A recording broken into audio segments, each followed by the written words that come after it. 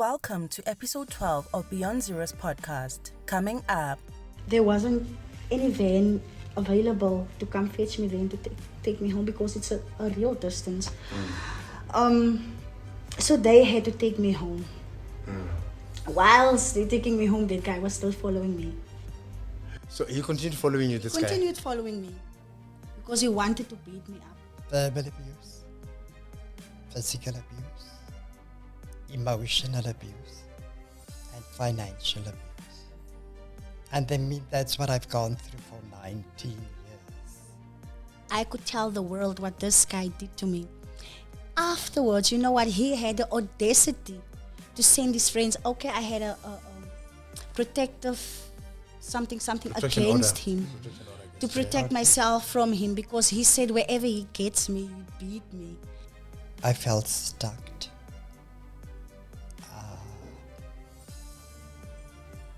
I felt abused,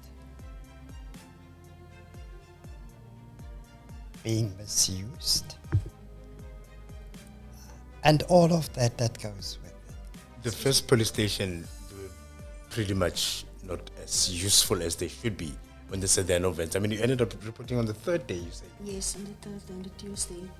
today we will be unpacking human rights violations and their impact with Aaron Moloisi. Kwakhona mntasekhaya enkosi kakhulu kunamkela apha sisegqibeka ke namhlanje in the Eastern Cape. Another informative episode of our podcast proudly brought to you by Beyond Zero. We're talking about human rights, but particularly one topic that's very close to my heart. We're talking about gender-based violence. It can take many forms. Sometimes somebody abuses you based on maybe they feel by yena uyindoda ukundlula wena. Sometimes a man might be a little feminine, might be a little softer, and somebody might exert their pressure on them. And sometimes it's even within partners, within relationships. Violence is violence. And sometimes if you don't know your rights, you don't know that you're being violated. Sometimes if you don't know people's rights, you violate them without knowing, which is why we're having these important conversations.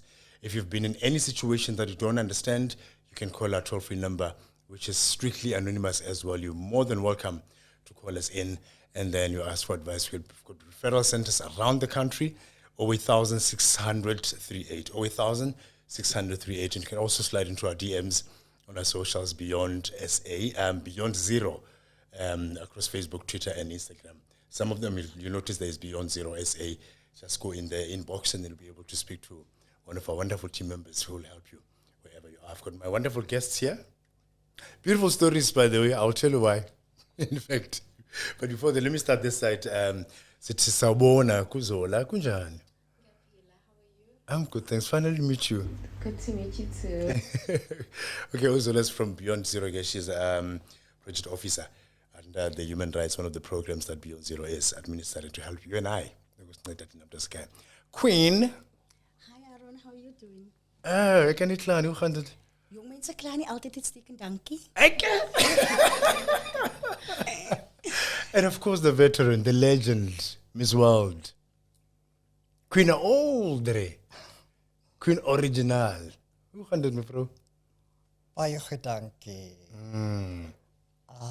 I'm good. You happy to be here? I'm happy and content. Thank you. And how's yourself? I'm happy and content. You told me something, actually. I want to go to that before we go into the topic because that got to me immediately. So before the recording, we had a conversation and you said every face tells a story. Oh, yes. Definitely. Why? I've been around for some time, being Miss World, of course, around the world in 80 days. Or I can go around the world in 80 days. And of course, every face would tell a story because sometimes you smell a rat a mile away and you learn to use your senses and just become observant. And all of those skills you combine and you deal with it in the appropriate manner, or you know how to conduct yourselves or otherwise to modify. Let me just tell you why I asked for that, because you summed it up nicely to say every face tells a story. You're able to use your instincts to assess situations. A lot of times, people who fall victim of abuse or violence, they don't know. Or sometimes they hide it because whoever is abusing you is taking care of your well-being. So if you've got an instinct, someone else might be able to pick it up until you're able to open up and say, actually, I'm being abused, And if you're that person, again, 08,600-38, call that number. It's completely anonymous. They'll be able to refer you to somebody who will give you help without even the abuser knowing that you're getting help, but all you're saying is get some help. So today we're just going to share the different stories, what they went through, and how they survived to be here. Let me start with you, Queen. Excuse me. You were saying that you experienced an incident recently. Yes, Aaron. Let me just get the date straight. I think it was last year on the 3rd, if I'm correct. Up until the 7th of May. So, like normally, it was on a Sunday afternoon. I remember I went to a friend, not too far, but it's walking distance. So I walked with earpiece in my ears, and I went there. I saw these guys. Excuse me, just for a second, please. No problem. So I saw these guys at the shop, and they were standing there. They were having a nice time and stuff like that. So I don't know them. I don't mind them. It's none of my business what they're doing. So I kept walking. Someone said something behind my back, but I couldn't hear properly because I had earpiece in my ears. And I didn't look back, and I think the fact that I didn't look back irritated him. So he took a brick and he threw it behind my back, and he hurt my left lung. Hit you with a brick from... The brick from behind. So I couldn't even get his face. It happened so fast, I couldn't get his face. I didn't know him. So the auntie across the road who actually saw what happened, she came right away and she said, his name is Balili. And I was like, Balili, I won't get information about this guy. The police won't take my statement, or they won't take my case if I don't have enough information. Okay, she took me into her yard, and her dad called the police. So when the police... She took you into her house? She took me into her house. Okay. Her dad called the police, and there wasn't any van available to come fetch me then to take me home, because it's a real distance. So they had to take me home. Whilst they're taking me home, that guy was still following me. So he continued following you, this guy? Continued following me because he wanted to beat me up. Okay, so I went home without having any evidence or anything except for that auntie. Her name is Rashida Muhammad. She's Muslim married. Except for her. So I went the next day to the police station. I wanted to open a case. Now you're going to the police station back at your home? Yes, in my neighborhood. Yeah. And they said they weren't able to take my case because I don't have enough evidence and I don't know this guy. And one of the officers said... What evidence were they looking for? I don't know. I simply just don't know, because I said it's... All that I know is Balili, and he lives in Opperman Street. And you've got an injury. Yes. A brick hit you at the back. Yes. What other evidence do they want? Precisely. So I had to go to Social Health and Empowerment in Famsakarua, Nakosa, for help. Yeah.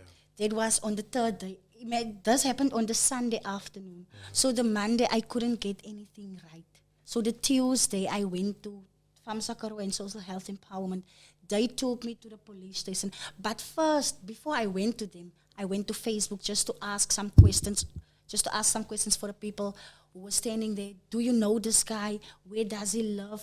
Stuff like that. Just to get the information so that I could just open a case. Or maybe in the other guys that the Babylon and Kafela. Yes, and they were standing there, his friends, they were standing there. And when I finally got the information, people said, oh, you're going to jail, Balili, you're going to jail. Then I realized, oh, this guy is used to do this to people. So someone came to me and she told me, you know what? This guy broke my husband's leg last week. And I'm like, did you open a case? No, we didn't open a case. I'm like, if you open a case and I open a case, we can send him straight to jail. You know that. But I don't know what happened to This them. is like buyer menses bank for this brilliant person. Buyer bang. So I went there and I opened my case. So the police came and they took him to Mossel Bay. I think like for 2 weeks. 2 weeks, 2 to 3 weeks, yes. He came out the 29th. We came March the 7th. We had a court date, so we had to be in court. I had a silent, what is that? Court picketing. Yes. I had something like that outside What does the that court. mean? So it's when a group of people will go to Okay. court in support of the victim Yes, and precisely. just give them moral support Yes. outside of court on the day of the appeal. Yes. With placards sometimes. Yes. The reason actually why I won the case is because I had a doctor's letter. I had FAMSA Korean Social Health and Empowerment standing behind my back so that I could speak and so that I could tell the world what this guy did to me. Afterwards, you know what? He had the audacity to send his friends, okay, I had a protective something Protection against order. him Protection order against to you. protect myself from him because he said wherever he gets me, he beat me for nothing, you know. And a friend who's friends with my sisters, with my in-laws or my sister's in-laws, they came to me and they said, you know what, why don't you just withdraw the case? Then that guy would give you something you'd like. And I'm like, what do you know what I'd like? What do you know what I'd like? And he's like, no, you could have something going on. And I'm like, no, I won't do that. Because if I do that, I'll show all these people, all the hard work that I have done, all the places that I went, I will show these people most. I don't give a damn what they have done for me. Wait, if you drop the case, maybe you and this guy might have something. What is that? Something.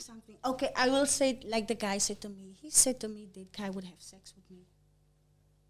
As if you wanted sex As from him. if I wanted sex from him. Firstly, I don't know him. Ne?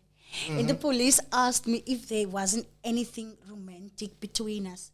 But there was no way. The moment that the incident happened, I didn't even look in his face because I fell down. And you didn't see it was him I didn't say it was him. until Rahima told you that it was him. No, until the court case. I only saw that guy in court.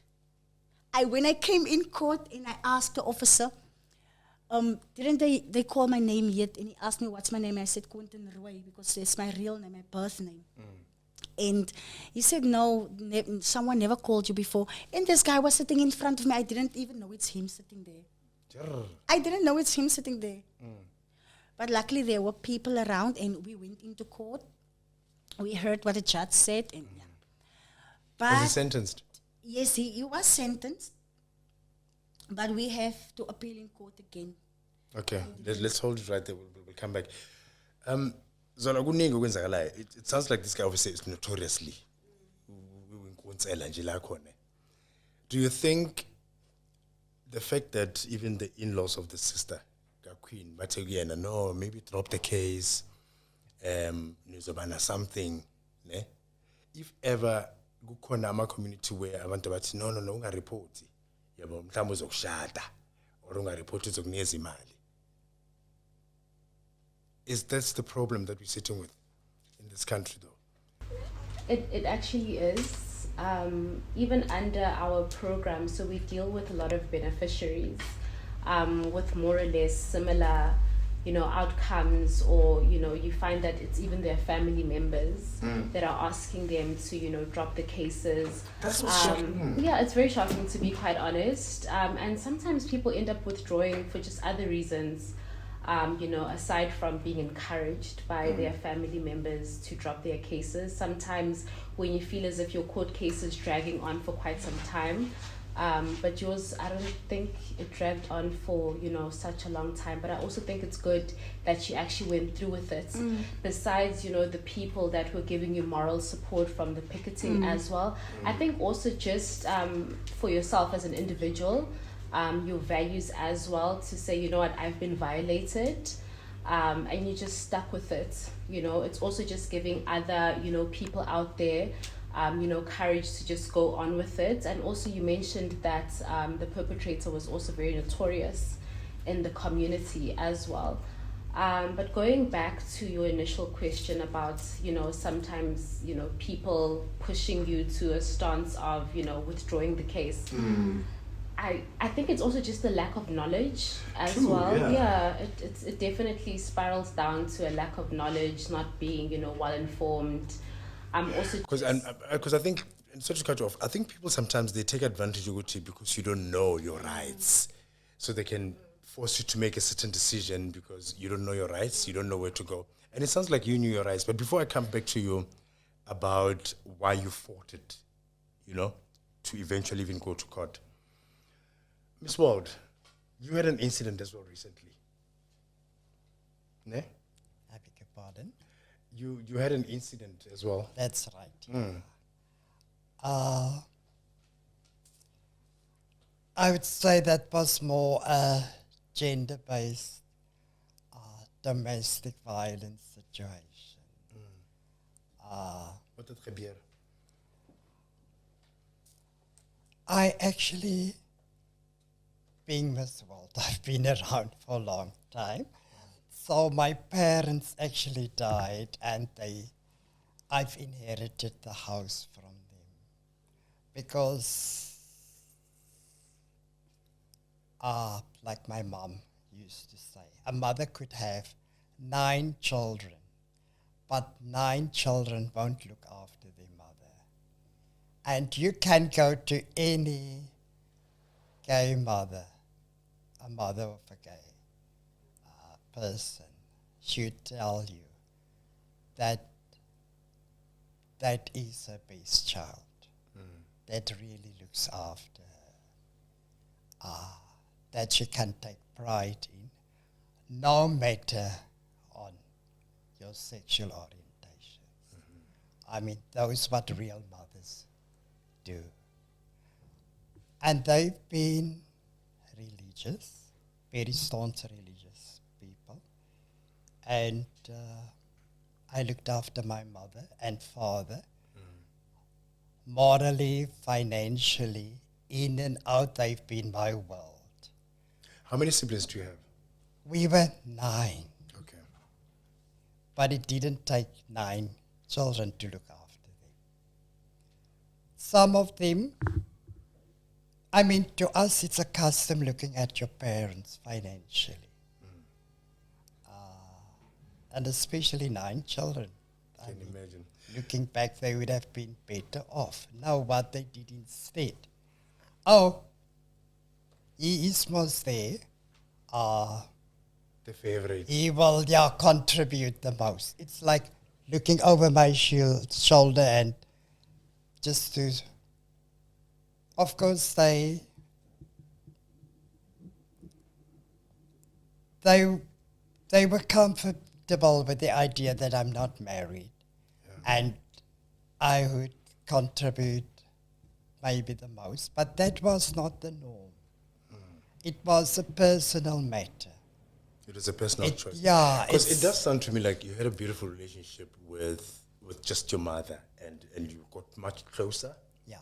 and the parents were taking care of you, which is, I suppose, why eventually you inherited the house, ne? So the siblings, were they now fighting with you because you inherited the house? I'm trying to drive closer to then what happened when it was domestic. In fact, me and my brothers, the ones remaining in the house, Yeah. I'm number 7. Okay. Yeah. And the other 2, number 8 and number 9. So the last 3 of us, we are actually unmarried. There was another one. And the others were married. Eldest wasn't married, but she lived up in Southwest then, Okay. which is now Namibia. And so was my brother afterwards. He came back after 37 years. Sure. By now we were much older. we are older now, all senior citizens, because the last sibling just turned, with Mandela, he turned 16 on the 18th of July last month. Ne? The I previous almost said your age, but you can never say that about a lady's age. So when you're saying that you experienced violence, but it was domestic, ne? What happened? Of course, they were not comfortable, not happy with the idea that I inherited the house. And that, of course, before my parents died, they actually made me promise to look after the others, to look after because my mom knew she was dying, and she asked me to look after my dad. So now because they know you inherited the house and whatever they're thinking about your relationship with the parents, thinking maybe you're the favorite, what did they do?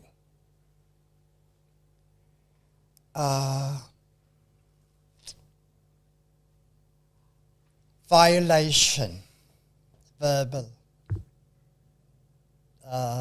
abuse, physical abuse, emotional abuse, and financial abuse. And that's what I've gone through for 19 years. Sure. Since my mom died. My father died 6 years afterwards, which about 12 years now. And yeah, so the beginning of last year, my brother came back from Namibia. And he came back home, knowing that the conditions back at home wasn't what it should be. My brother and me didn't get along well because Which is why of there was such a break for so long. You said something earlier that they knew that you were different. They knew that you would not get married. The chances you not even have kids because you're different in that sense, right? Do you also think that being who you are, identifying as a trans person, contributed to them abusing you? They thought you are trans, we can abuse you, we can overpower you.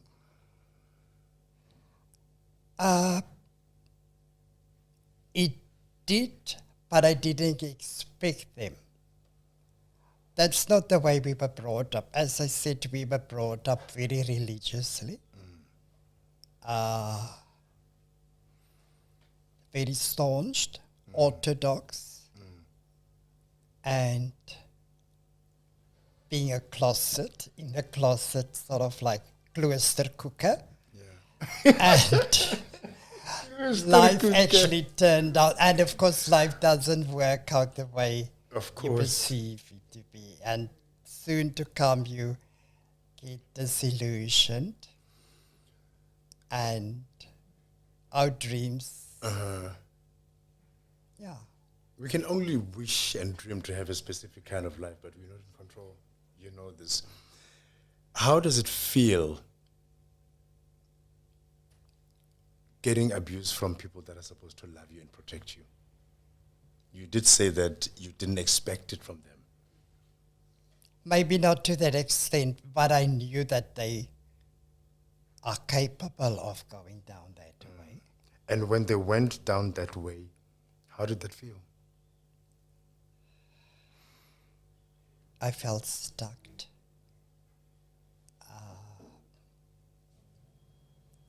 I felt abused, being misused, and all of that goes with it. I'm an introvert, not an extrovert, because extrovert people, they sort of brag with the idea of expressing themselves easily, no matter whether they run over people or exploit people or do whatever they want to with people. But being an introvert is different. And I know what it is to get hurt. I wouldn't hurt other people easily. No one. You know how it is to get hurt. I know.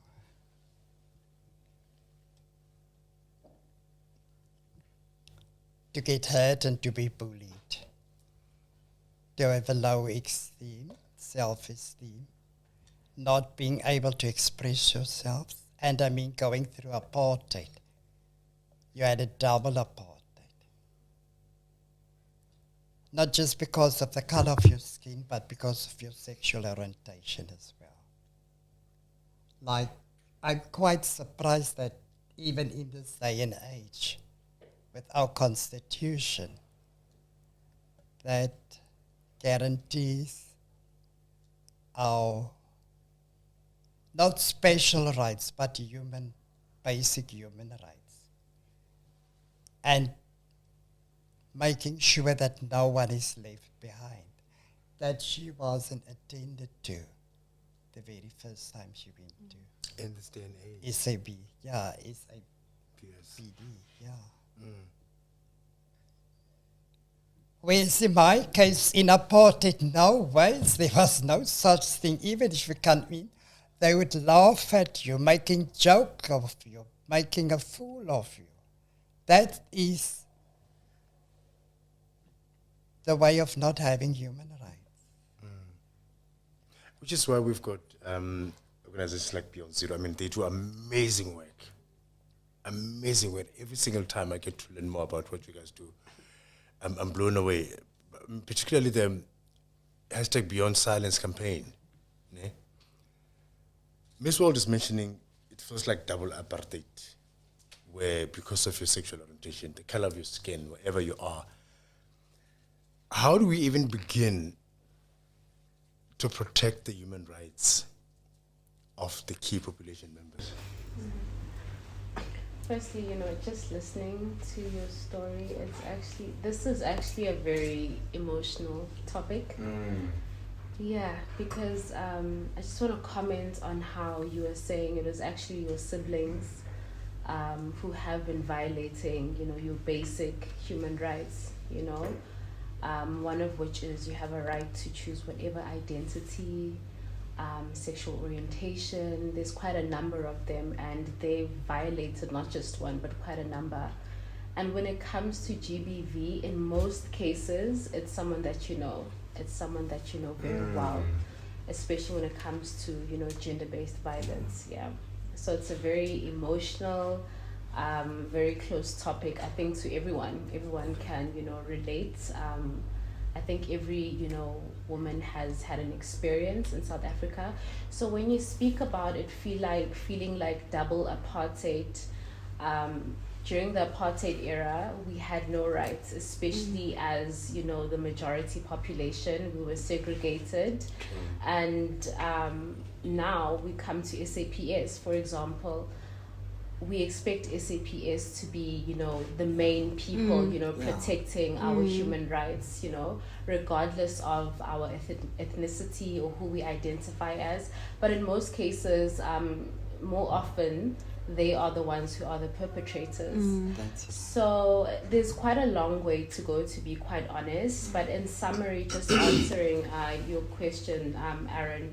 So with the Beyond Zero Human Rights Program, through our sub-recipients, they have been doing quite a number of, outreach campaigns, education, not just educating key priority populations, but also the community at large. But our main focus are key and vulnerable populations, which are now key priority populations. Those would be... So key and vulnerable populations, or key and vulnerable populations would be transgender populations, the LGBTQI population, MSM, sex workers, there's people living with HIV, people living with TB, there's quite a number. And with the programs that we have at Beyond Zero, we have been, promoting, protecting, addressing, their human rights as well as their human rights violations through dialogue, sensitizations, awareness campaigns. There's quite a large list. And in the mix of that, we're also sensitizing and training, law enforcement agents, healthcare workers on how to protect human rights violations of the key populations. Just like in the story, Queen, you said that the first police station, they were pretty much not as useful as they should be when they said there are no vents. You ended up reporting on the third day, you say? Yes, on the Thursday and the Tuesday. Yeah. So you're saying that you went to court, but then you've got another court appearance coming up. Yes. So the case is not finalized, no sentence. Finalized yet, but for now, I won the case. So I'm just waiting on the detective who's handling the case. Yeah.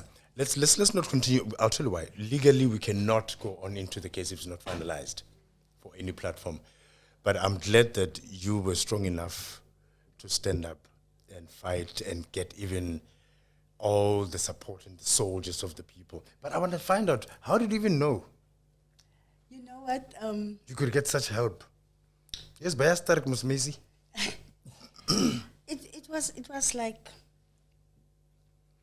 something like that never happened to me because I'm a community person.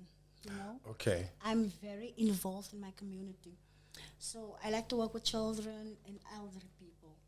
And everybody knows me in Oudtshoorn. Everybody knows me for modeling because I simply just love modeling. And modeling comes natural to me. So I think, he said in court, ek het te veel uit my jip uitgeloop. So I was modeling too much for him. Hi, Bo. Yes, I was modeling too much. Then afterwards he said, yeah, I lost my mind. I was drunk and I'm sorry.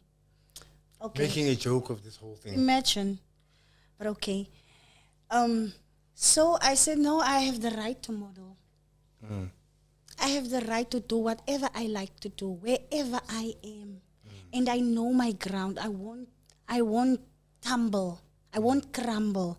So you won't determine what I want to do or what I would like to do. That's exactly what I want to find out.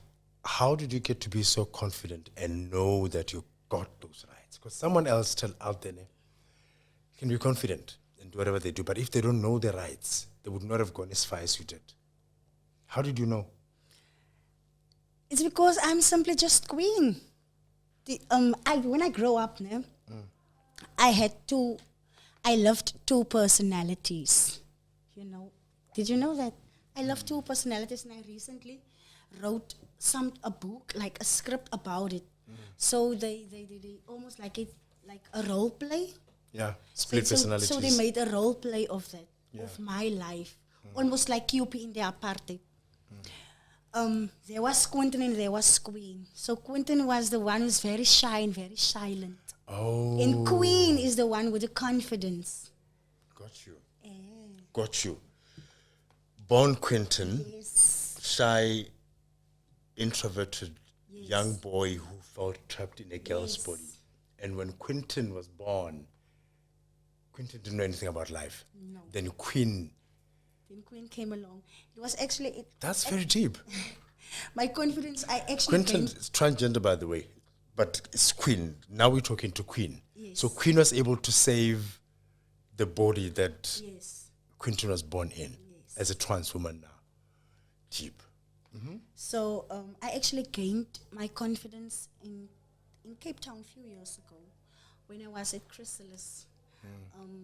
Everybody there was just boys. I was on a course there and they were just boys. I can imagine your weekends at 0 to 1. Let's not go there. Queen. Let's not go there. But I want to find out, like I'm saying, how did you know which rights you have in order for Queen to be so confident? Did you read somewhere? No, Did you? No, I didn't read somewhere. I know my rights because I know some of my friends. She's a lesbian and Miss Missy. She's a counselor. Okay. And she would literally drain it into your ears to know your rights. Probably working at one of the staff recipients. Yes. Okay. So she would. Then you see the results of your work. Beyond Zero. Okay. Because he would literally print it in and say, if someone do this to you, or if someone do this to you, you just go there, and go. And you tell that people that I did send you, counselor Missy sent you here. Yeah. So I think it's one of through her and through my sisters, because we have a really strong bond, and they won't leave me. Yeah. I promise you, they won't leave me. If something happens to me, they won't leave it, and they won't sit back and just watch me Yeah. falling apart. The strong bond protects you, and Yes. you share that kind of Yes. information. Ms. Wald, you've lived in generations, obviously. Ne?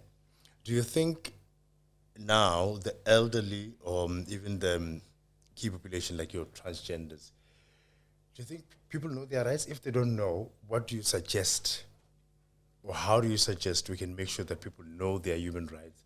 They cannot be violated like that.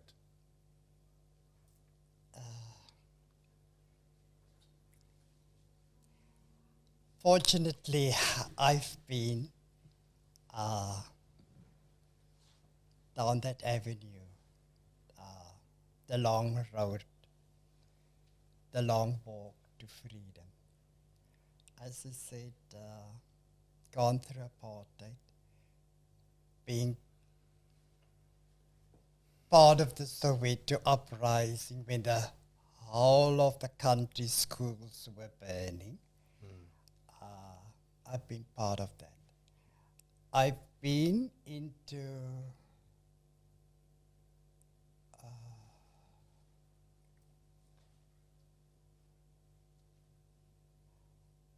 like the working force. That was tough. But fortunately, I've been a chef.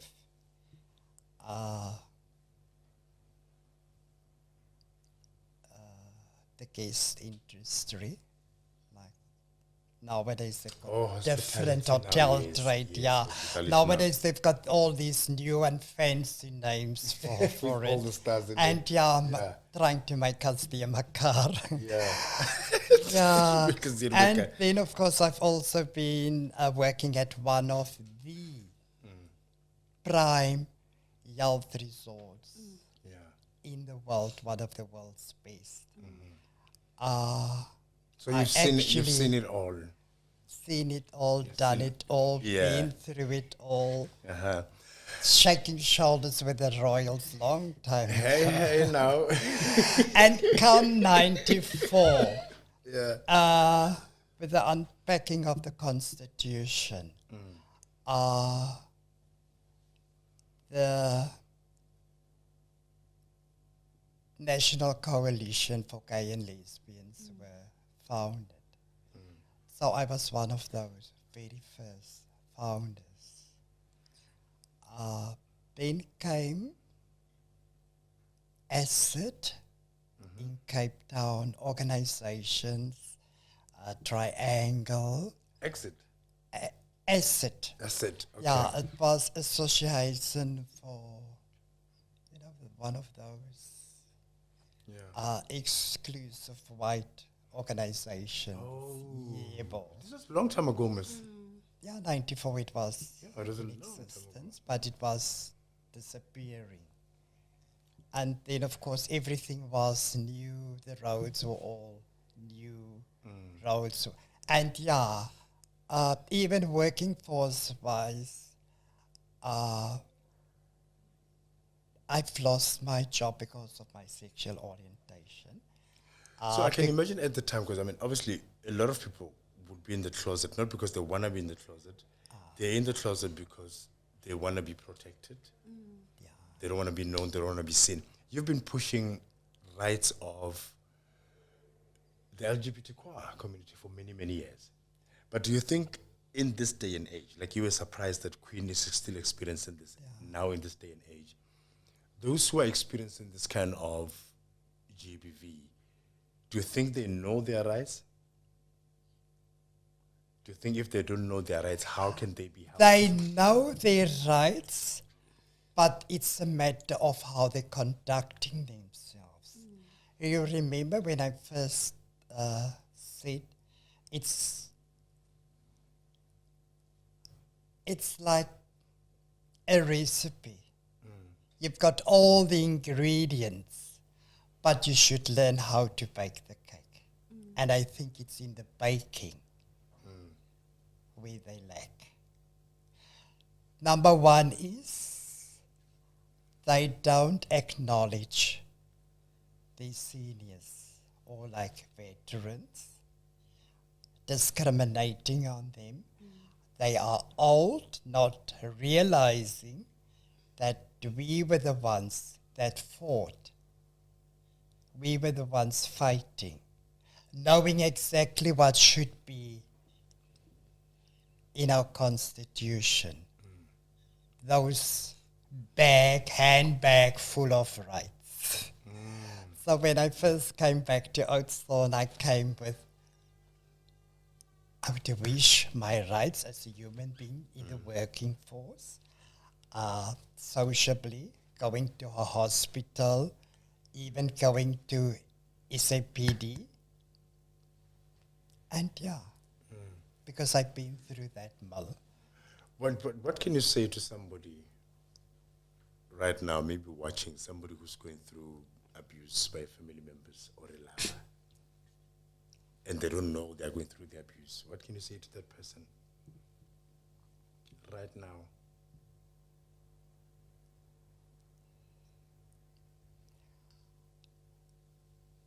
They should learn how to carry themselves with pride and dignity. And one of my role models used to say, and I mean, that's like she said, she was mincing down the street. And that's what Strutting the stuff down the streets, mincing down the street. Like using old terms. Oh, those are flossies, those are drags. No, but you just have that.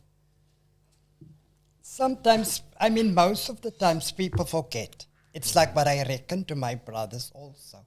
Don't forget, we come from the very same parents. 50% of me is my mom and 50% of me is my dad. And after they've died, I've learned and I've recognized. I actually taught myself, but I'm their product. It's that them living in me and through me. And I'm carrying myself even up till today. I think this one key point I'm picking up from what you're saying, that even the abuser, the violator of the rights, must always which remember was my brother.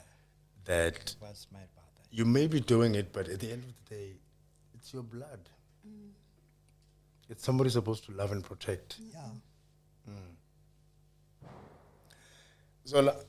So in the different interventions, It actually felt like, like with Joseph, where his brothers threw him into a pit. Into a pit. That's how it felt. Yeah.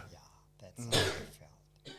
Because they were even ganging up or teaming up against me. How's the situation now? What actually happened, it was a situation. My brother was drunk when he came home. The normal domestic violence. It's even sad listening and hearing you calling it normal domestic violence, because I mean, a lot of people, it has become such a norm. Sort of issues, They come back drunk drunkenness on a already. Friday night, coming home all drunk and that, not knowing what he's doing, not realizing.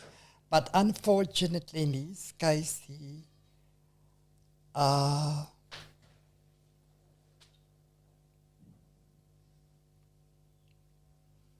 they had a previous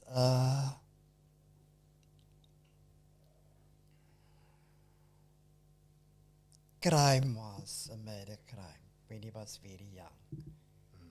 And he was still a student. Was also a very long story. So But I went through a even lot. made, we never, we never sort of rejected him. No, we embraced him. As your The blood. community embraced him even when he came back from Namibia.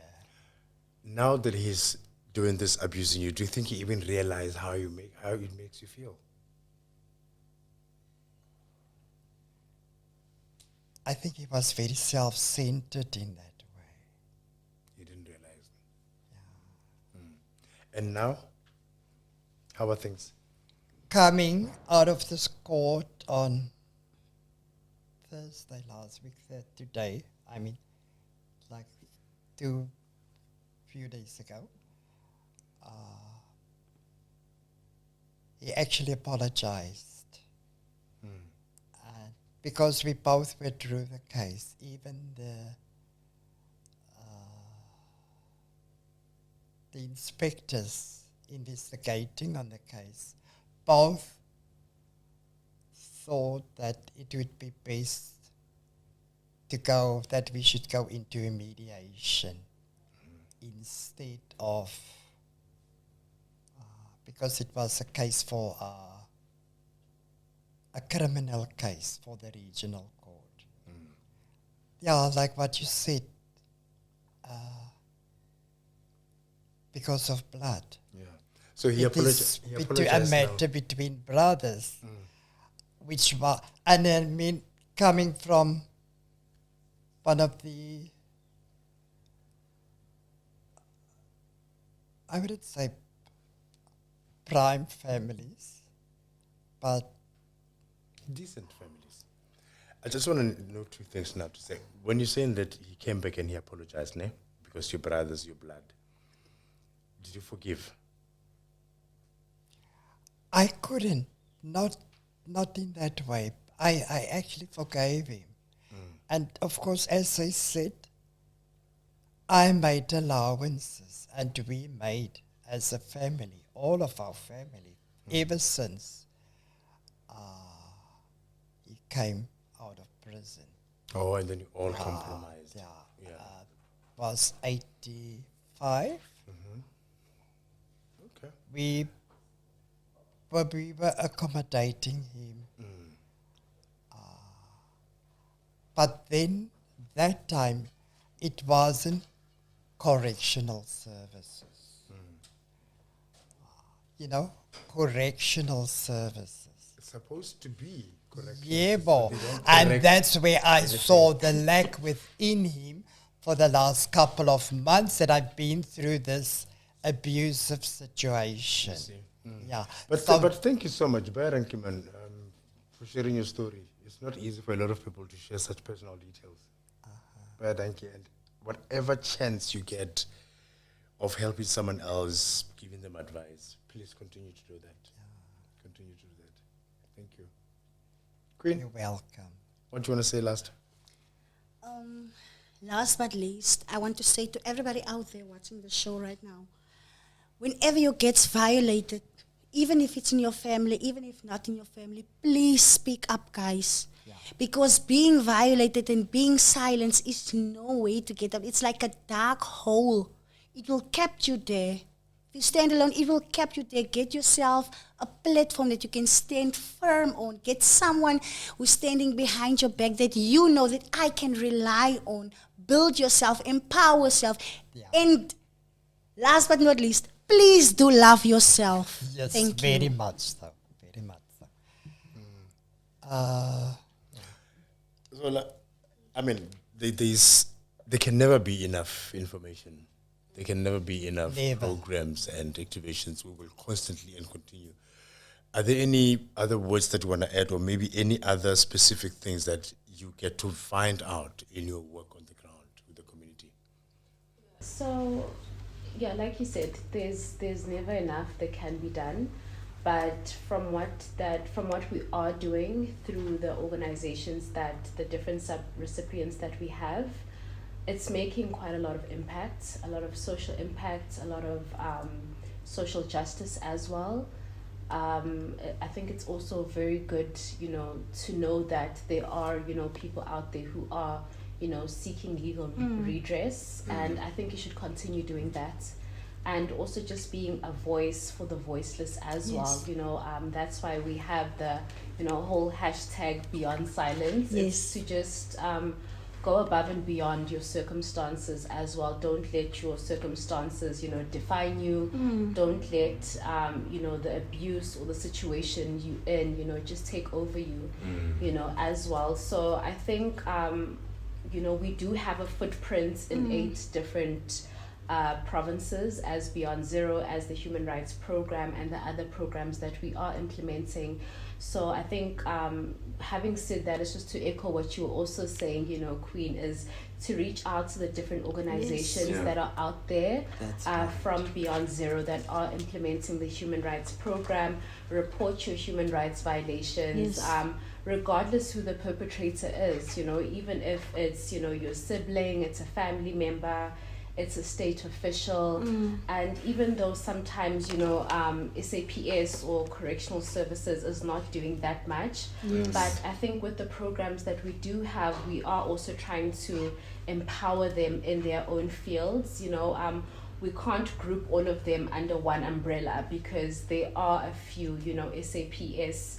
Not even, and it's not even SAPS itself. It's specific individuals who are not taking the. And it is so diverse. And how?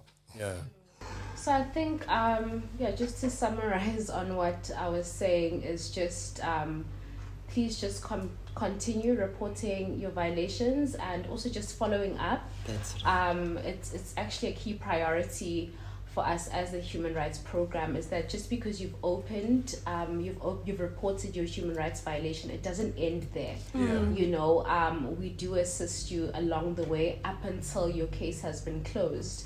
And there are, so many interventions that we do assist in, as the Human Rights Program. We also want to make sure that, it just doesn't end as stories, or you don't end up as a statistic or just another case. But with, what you are sharing now, it's going to empower other people. It's going to enforce the work that we're doing as well, above and beyond what, we've just discussed here. There's also another person on the platform who's watching. People who also don't even know about their rights. There are so many people out there who don't know about their human rights. So I think with the work that we're doing, we're constantly reinforcing that as well, because sometimes you don't know that, your human rights have been violated up until someone, has this conversation. Absolutely. Or up until you're speaking to someone, or up until you have someone such as your sister just holding your hand. Okay. Thank you so much. Thank you so much. Thank you for sharing your stories again. It's not easy sharing your personal experiences. You've taken someone beyond zero right now. Zola, thank you so much. Thank you for joining us here. Sometimes you don't know where to go. Hashtag Beyond Silence is saying to you, wherever you are, it is possible to get out of it and be able to enjoy your basic human rights. You can give us a call, 0800 600 38. That's a toll-free number, and you can remain anonymous. They'll be able to help you and refer you to any other center closest to you to be able to find any help. And we're also on socials at Beyond Zero. Some of them is at Beyond Zero SA. Just slide in there and be able to respond as well. We are here for you. This conversations proudly brought to you by Beyond Zero, your partner in your health transformation. Thank you for joining us. See you next time. This podcast is brought to you by Beyond Zero for its adolescent and young people's program, Men Who Have Sex with Men program, and Transgender program. We are Beyond Zero.